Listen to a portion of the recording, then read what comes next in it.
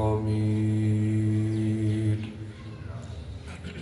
أعوذ بالله من الشيطان الرجيم. بسم الله الرحمن الرحيم. قال ربكم ادعوني أستجب لكم إن الذين يستكبرون عن عبادتي سيدخلون جهنم داخرين.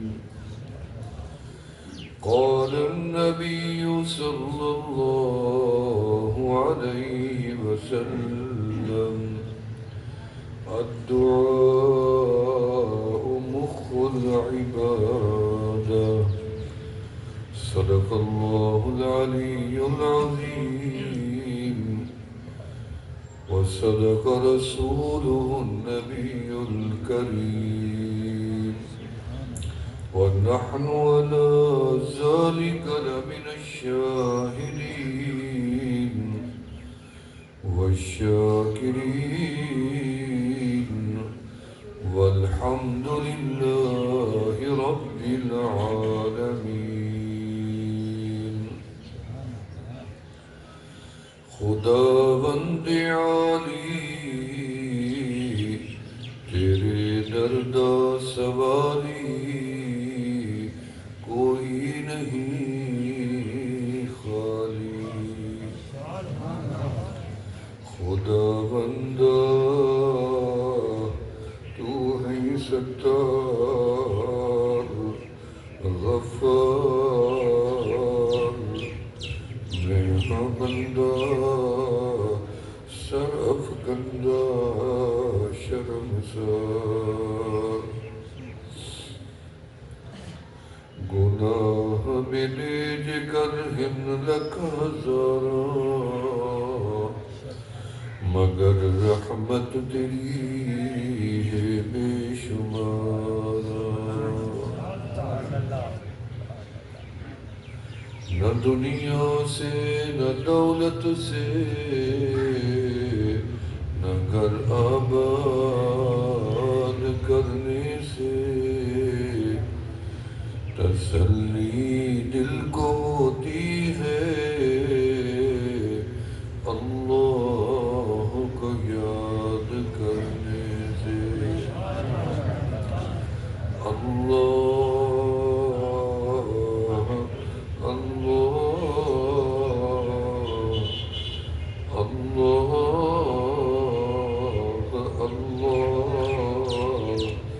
کتنا پیارا نام ہے جو ادب سے نام لے لائق انعام ہے. بلغ العلا بکمالہ کشف الدجى بجماله حسنت جميع خصاله حسنت جميع خصاله. صلوا عليه وآله. اللهم صل على سيدنا ومولانا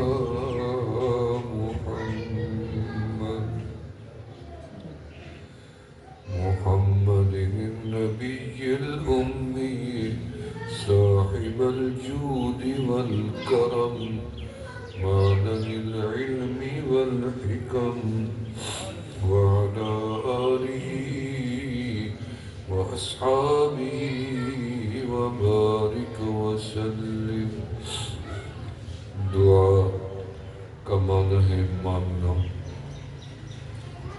عربی کا لفظ دعا ہے اور اس کا مطلب ہے مانگنا. مانگنے کے کئی طریقے ہیں، کئی ڈھنگ ہیں، کئی انداز ہیں.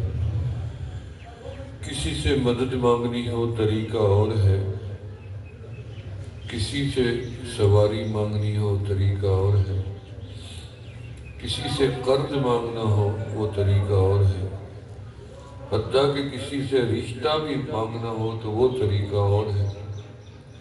کسی سے رب سے مانگنے کے بھی کئی طریقے ہیں، کئی ڈھنگ ہیں، اور رب نے اتنی بڑھا دیا مانگنے کا طریقہ ایک رکھا ہی نہیں ہے، کئی طریقے بنا دیے، اور اس کو مانگنے کو دعا کہتے ہیں۔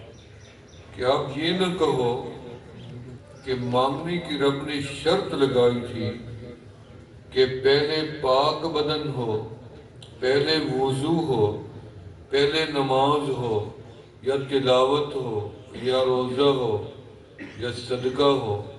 شرط کوئی نہیں لگائی رب نے، تیرا بدن پاک ہے یا ناپاک ہے تو رب سے مانگ سکتا ہے، تیرا رخ کعبے کی طرف ہے یا نہیں ہے تو رب سے مانگ سکتا ہے، تو بیٹھے ہوئے بھی مانگ سکتا ہے، تو لیٹے ہوئے بھی مانگ سکتا ہے، تو چلتے ہوئے بھی مانگ سکتا ہے، تو اڑتے ہوئے ہواؤں میں بھی مانگ سکتا ہے، تیرتی کشتیوں میں مانگ سکتا ہے۔ سبحان الذی سخر لنا ھذا وما کنا لہ مقرنین۔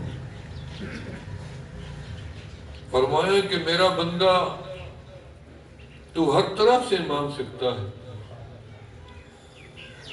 ہاتھ اٹھا کے مانگے میرا بندہ، رب فرماتے ہیں میں سمجھ جاؤں گا۔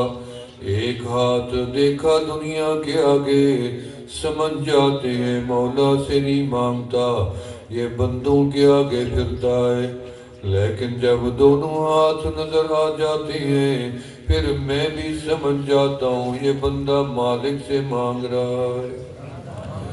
جھولی پھیلا کے مانگو، دامن پھیلا کے مانگو، اللہ اس کو بھی سمجھ جاتے ہیں۔ اللہ بولنے والی زبان ہی نہیں ہے، پر میں آنکھیں جھکا کے مانگو، آنسو بہا کے مانگو، جس دعا میں رونا آ جائے سمجھ جاؤ دروازہ کھل گیا ہے کرم کا۔ علماء کہتے ہیں کہ دعا مختصر نہ کرنا، جس دعا میں دل ڈوب جائے پھر لمبی کر دینا، پھر کوئی چیز چھوڑنا نہ جو رہ گئی ہو جو میں رب سے مانگ نہیں سکا، ہمیشہ یاد رکھنا۔ فرمایا باب الدعا جنت کا دروازہ ہے، جب سے میرے مالک نے کھولا ہے کبھی بند بھی نہیں ہوا۔ یا اللہ جب بند نہیں کیا، بند کرنا ہی نہیں تھا، پھر دروازہ کیوں ہے؟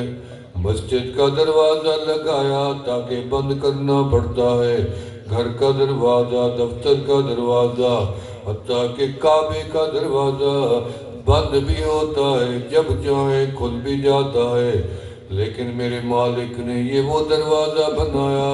باب التوبہ بھی بند ہو جائے گا، باب الصلاۃ بند ہو جائے گا، باب الجہاد بند ہو جائے گا، باب الزکوٰۃ بند ہو جائے گا، لیکن فرمایا باب الدعا جب سے میرے مالک نے کھولا ہے کبھی بند نہیں کیا، اور نہ کبھی اس کو بند کرنا ہے، بلکہ قیامت کا دن آئے گا میرے آقا اسی دروازے کے آگے سر سجدے میں رکھ دیں گے اور سوال کریں گے، فرمائیں گے یا ربی امتی،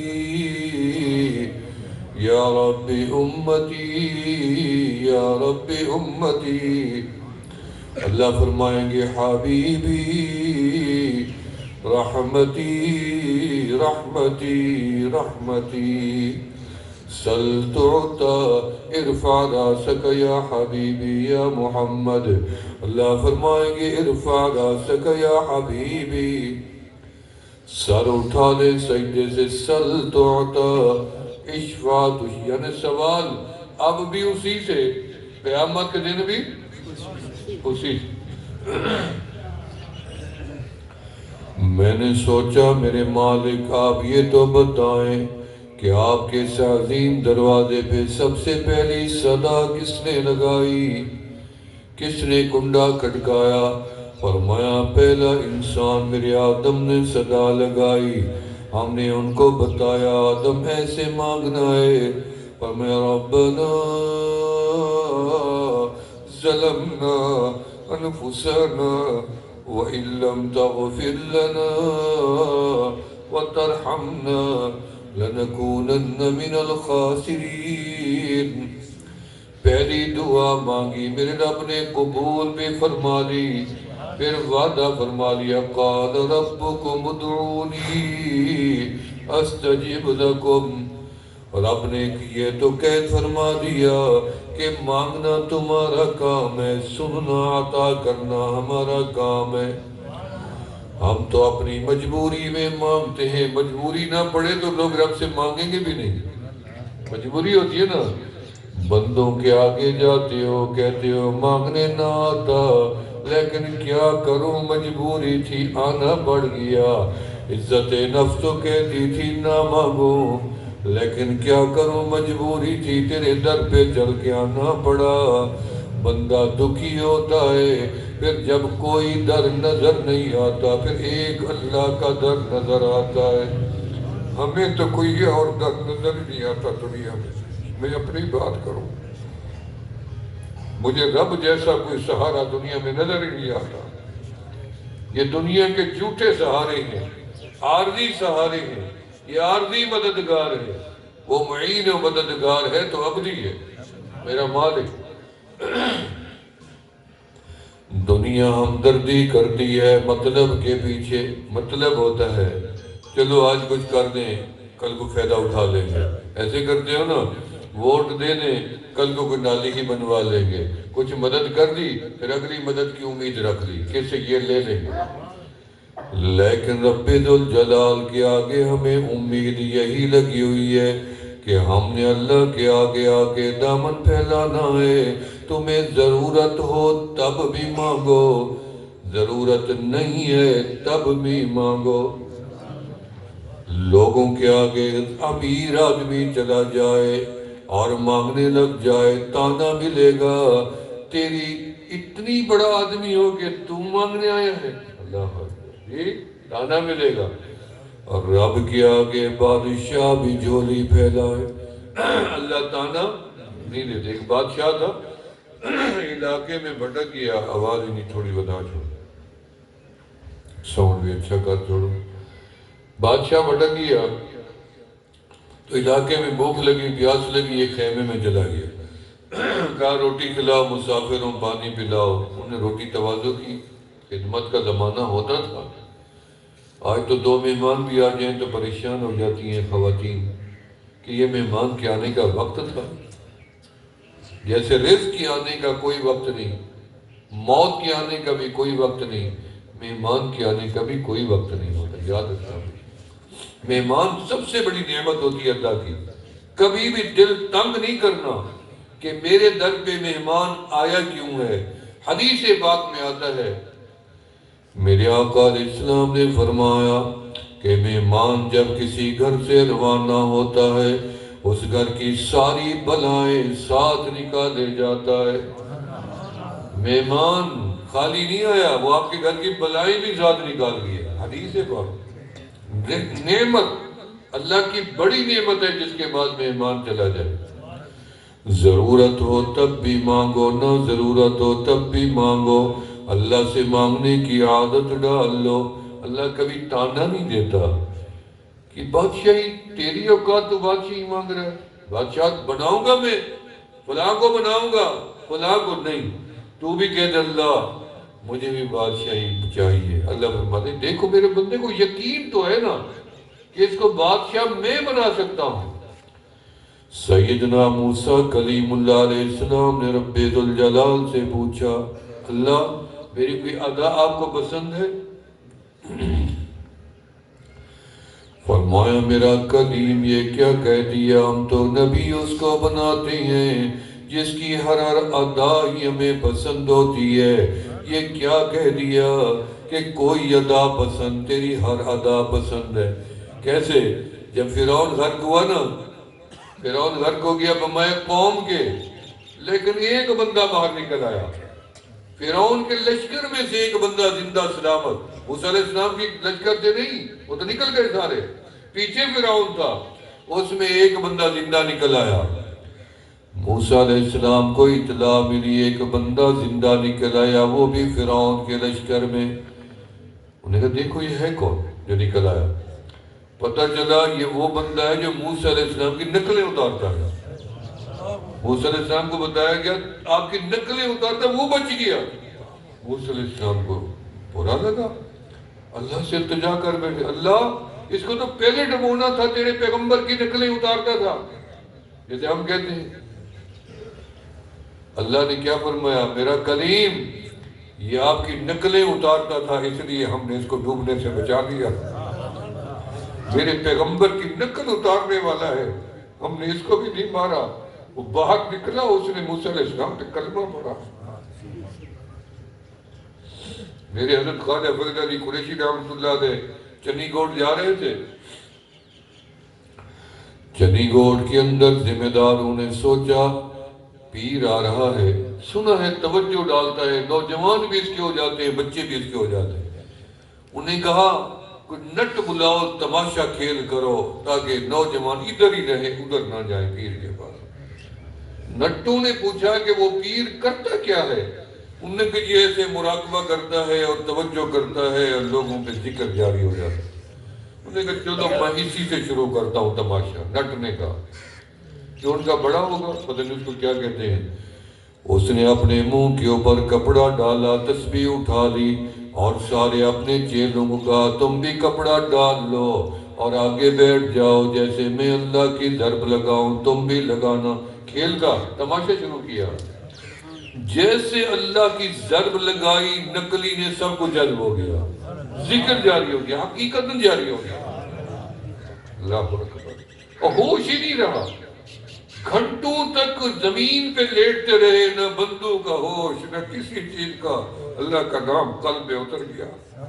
جب ہوش آیا رو رو کے بدحال تھے۔ انہوں نے کہا بد نصیبو چلو اس اللہ والے کے بعد جس کی ہم نے نقل اتاری ہے، ہمارا یہ حال ہو گیا ہے، اس اللہ والے کا کیا مقام ہوگا۔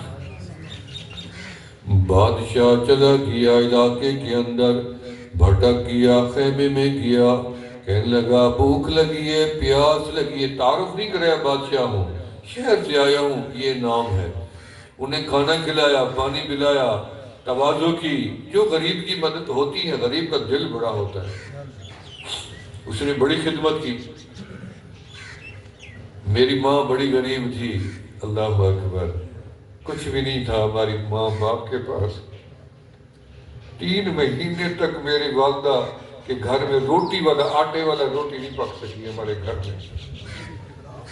میری والدہ نے رضائی نکال کے اپنی پہننے والی، اس کی روئی نکال کے دھاگا بنایا چرخے سے، میرے والد صاحب کو دیا بازار میں لے جائیں، جو اس کے دانے ملے لیے۔ 3 مہینے ہو گئے روٹی نہیں کھائی، کبھی ٹکڑے سوکھے، کبھی بھات کچھ۔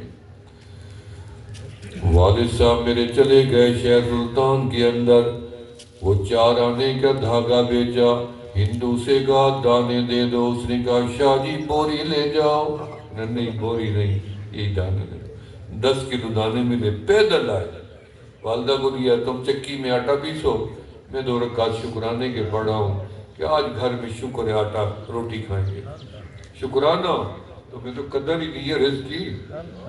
مسجد گئے، میری والدہ نے 10 کلو آٹا، پہلے چکی چلتی تھی تو 4 گھروں میں آواز بھی جاتی تھی، تو آواز آ رہی تو ہماری دادی، دوسری دادی کی بہن، وہ چلتی ہوئی آئی، میری ماں سے کہنے لگی فاطمہ بی بی سنے آپ کے گھر میں آٹا ہے؟ کسی گھر میں بھی آٹا نہیں تھا۔ تو میری والدہ ٹھنڈا سال بھرا